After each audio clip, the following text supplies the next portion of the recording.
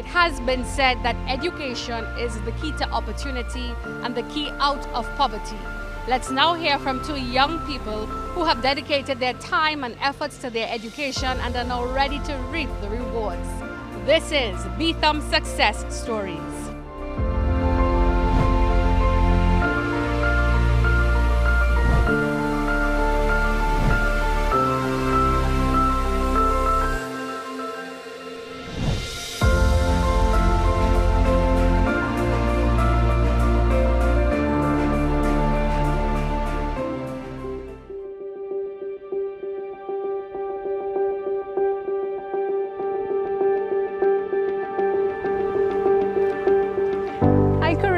Hi, Mahalia. Thank you so much for inviting me to chat with you in your community. Hi, well, welcome to our beautiful community of Beetham Gardens, Mahalia. By now, many of you would be familiar with the story of 28-year-old Kareem Marcel, who was called to the bar in November. His studies have concluded for now, but the journey to get to this point was in no way easy, especially growing up in Beetham Gardens with a single mother. Although this community has experienced stigma, there are a lot of inspirational and positive success stories. So what would you like Trinidad and Tobago to know about the Beetham Gardens community? I would like Trinidad and Tobago to know that Beetham Gardens is literally one of the most beautiful communities you can find, with the most set of beautiful places that you can find. Like in any other community, you would find that there is a minute percent of the community that is involved in some wrong activity. And I would like Trinidad and Tobago, just as they don't cast and wipe the entire country with the same brush, and they don't wipe the entire world and different countries with the same brush, to not paint the entire community with one brush. Because we are filled with so many positive young persons, so many positive and hard-working citizens of this country that do what they have to do, get up and provide for their children. People that didn't start with anything, but they are willing to break that cycle. I just want Trinidad and Tobago to be cognizant that we may be young as a community, but we are striving into the future. So Kareem, I know you would have spent a lot of time studying. How was that? What was the lead up like for that last exam?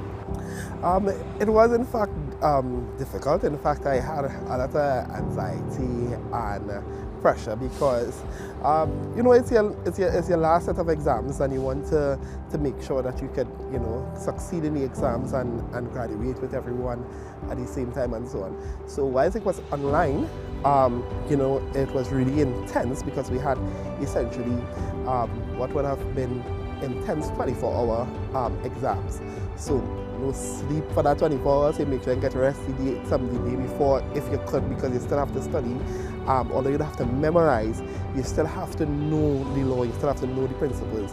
So it was a matter of a lot of anxiety, a lot of excitement, nervousness, fright, but faith as well. Faith that my hard work will pay off, and faith that God brought me this far, and I know that He will carry me through. Many of the residents are beaming with pride as they too played a part in Kareem's journey. Yeah. Oh, that was a blessing when I get into Sacred Heart. Yeah, he went to school with my grandchildren. They used to come, this car driver there used to pick them up every morning at 6:30 and take them to Sacred Heart boys. Right. But my two grandsons are abroad right now. And she called me Grang because usually when I come to in the school, morning he roll up. And I say, brush it and comb it. I used to brush it and comb it. Yeah. I say, you ain't going to Sacred Heart like that. Yeah. Kareem is just one of the many young people in the Beetham Gardens community who hasn't allowed the stigma connected to his address to keep him from achieving his full potential. 23-year-old Kimberly Dorman was born and raised in a section of the Beetham Gardens community known to many as Helyard. Kimberly wants to see a change in her community, and she believes that her degree in civil engineering will be the first step to achieving that change. So Kimberly, thank you so much for taking the time to chat with us. Tell me, what made you decide to pursue studies in civil engineering? Actually, I didn't know what I wanted to become. I didn't know if I wanted to do engineering, doctor, teacher, anything. I just knew that I wanted to go into the University of the West Indies and get a bachelor's degree.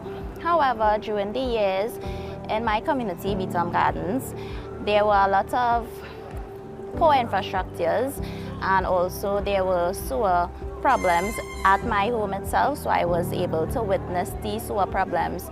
And I remember they were refurnishing old apartments into new apartments, and I wanted to help in some way because obviously I would be fed up of the sewage problem as well. So I decided to ask questions of what I can do to help my community, and a teacher advised me. Bear in mind, I went to Tranquility Secondary School, and I decided to do civil engineering. While doing my degree, I become fond of it, and it is actually great. So now I want to become an environmental engineer to help the sewage problem, the drainage, and the road. Anything with infrastructure. Kimberly and Kareem are grateful for the support of family members. They both faced an uphill battle as they worked towards achieving their goals. There were a lot of financial challenges as my mother, she's a single parent with 4 kids. Bear in mind, I had a stepdad, but she did most of the work. So when I started my degree, I was funded by GATE actually. You know, so you need to keep up your grades to always be funded by GATE every semester. And I did that. However, starting UE, I remember it had compulsory fees. Bear in mind, nobody could pay compulsory fees for you. So I remember my mom saying, oh no, you could have started to work before. But for some reason, she did find the money, and I did pursue it. During my degree, engineering is a full-time degree. So you cannot work at all doing a full-time degree, and it was only offered full-time, but I decided to do some part-time work, so it was very challenging for me to come home and to actually go to work at some times. But in my final year, I decided to stay home and take in the time. Life growing up in Beetham Gardens has mostly good, but of course we have to also be cognizant of some of the challenges that young men like myself have to face in the community of Beetham Gardens and even outside as it relates to persons knowing you're coming from the community of Beetham Gardens. So growing up for me, I first, during my earlier childhood, I lived with both my mom and my dad and my 3 other siblings right here. And then in around standard 4 going into 5, my father migrated to the United States without giving us a warning.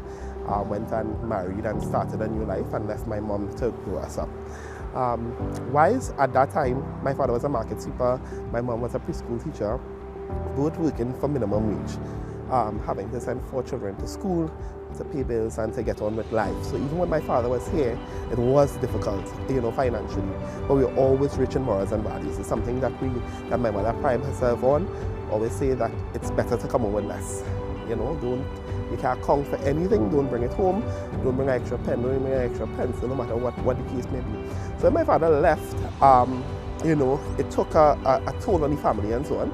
But eventually we picked up. We moved on and we tried to make ends meet. In fact, I would usually come home, rush home from school, deal with, let's say, my mom used to start to sell chicken and chips, breastbone wings, fries, Moby, and so on, right out by our shop out the road there. And so my task was making sure to come home, clean the chicken, make sure that it's prepared and so on. And then wait so when she comes home that she can season it and we go there and set up and sell.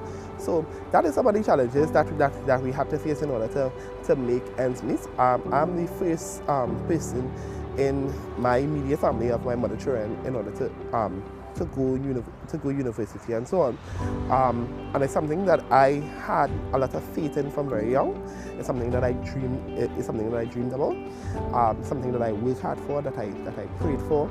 And I put in the work for, so I had my whole family support system rooting for me.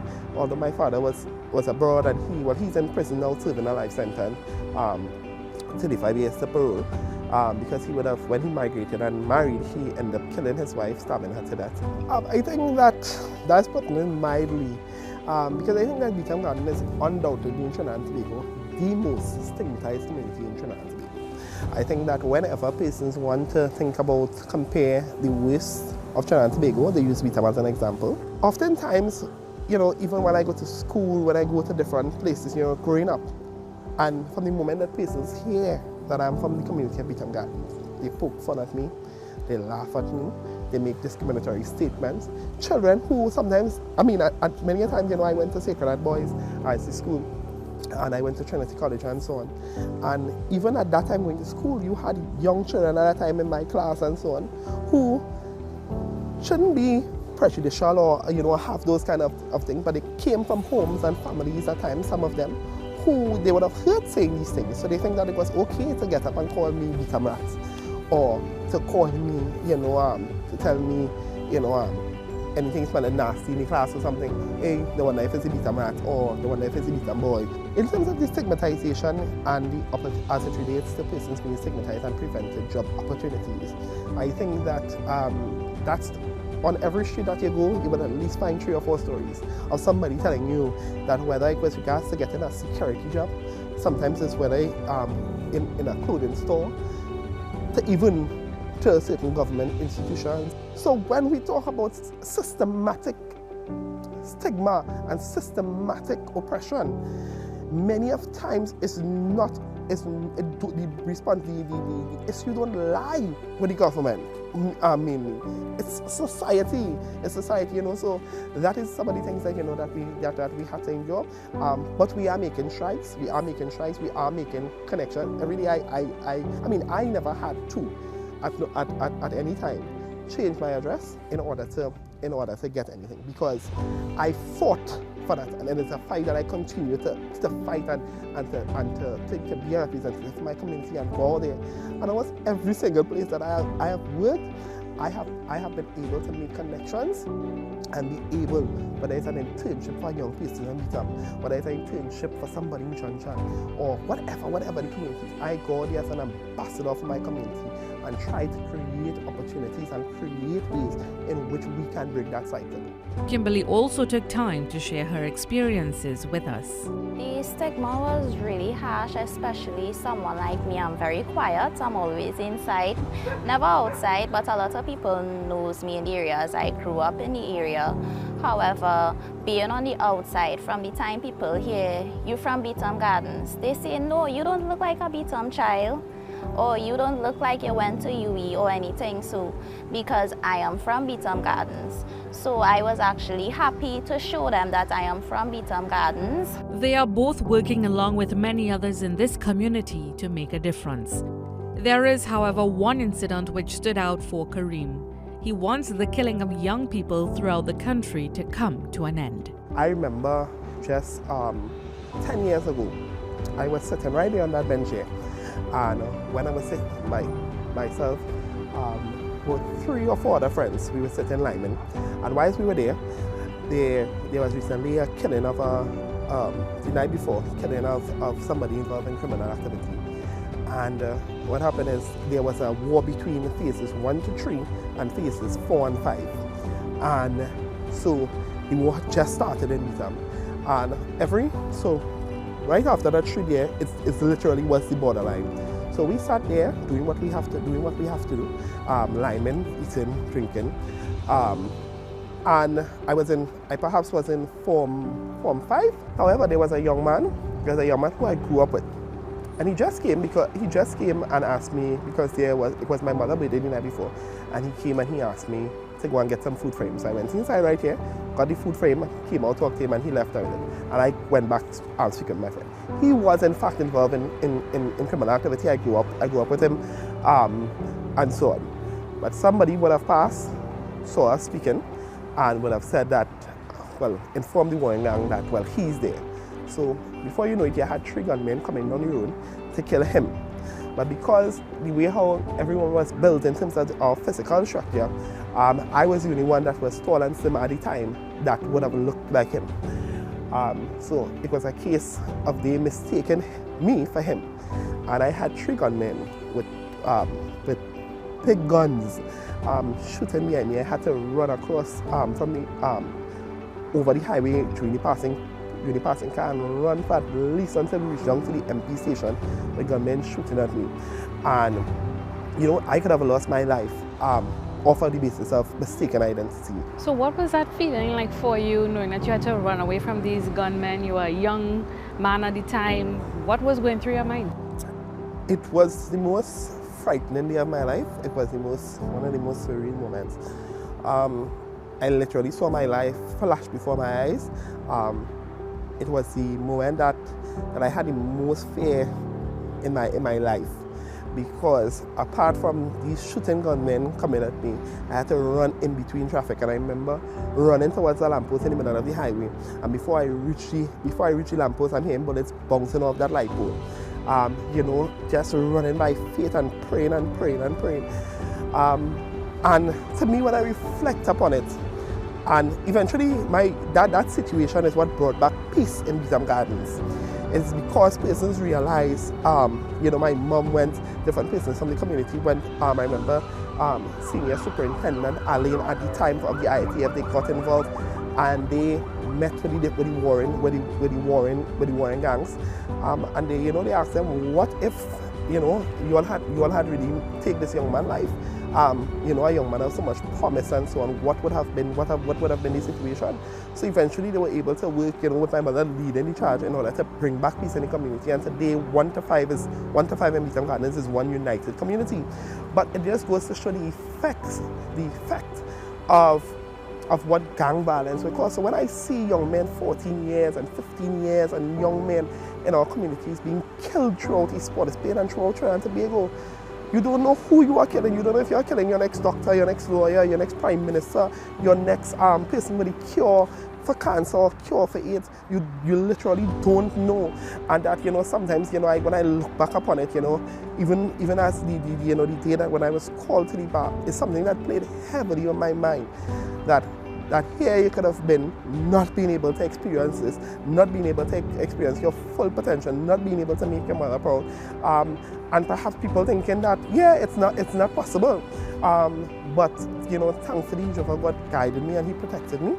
So what message would you like to send to maybe a young person, it could be a young man or a young girl who is probably living in a community that has a stigma, and they are unsure of where they can turn to, or if they even have the ability to make a better life for themselves? What message would you like to share with that child living in Trinidad and Tobago? Well, to start with, if you're a young person in Trinidad and Tobago living in these stigmatized communities, you have to recognize and understand the unique position that you are in.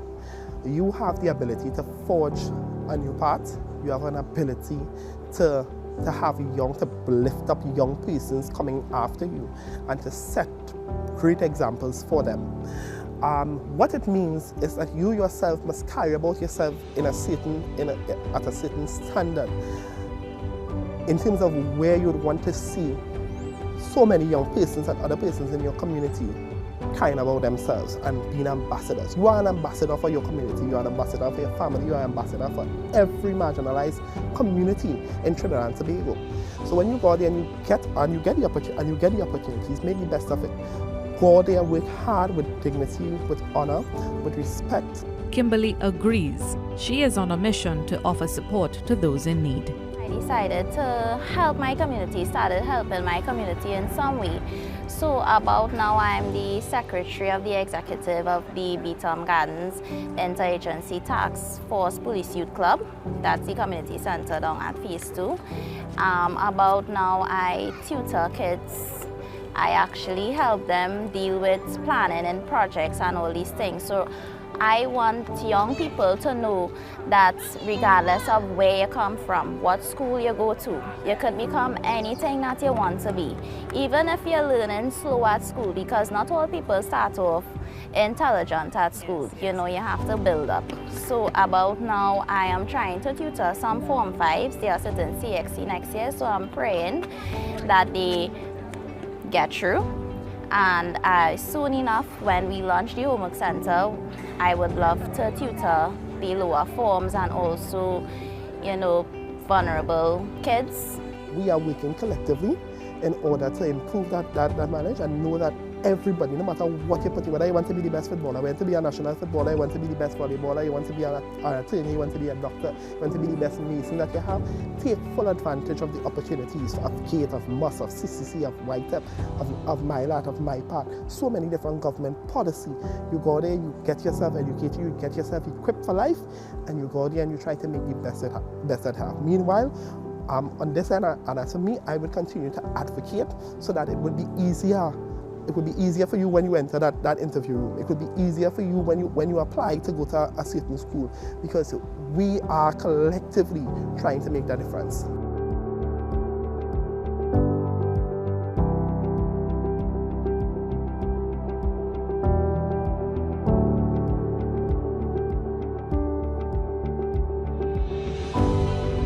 Now that you've heard their stories, we hope it encourages you to do something to make your life better. I'm Mahalia Joseph Horton, and this has been Beetham Success Stories.